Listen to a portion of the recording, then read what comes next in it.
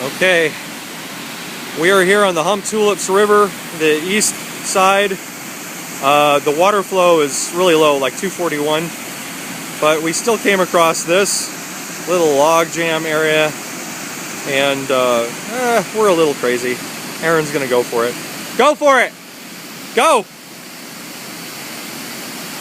We don't have a spray skirt, as you can see, so he's gonna get very wet, but we do have vests and helmets.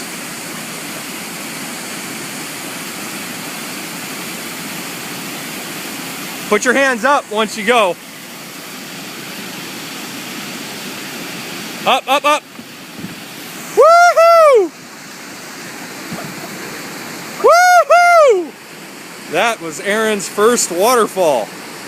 No spray skirt, in a necky, skegs, not a true river boat, no whitewater boat, just damn cool. But he'll get a boat. Signing off.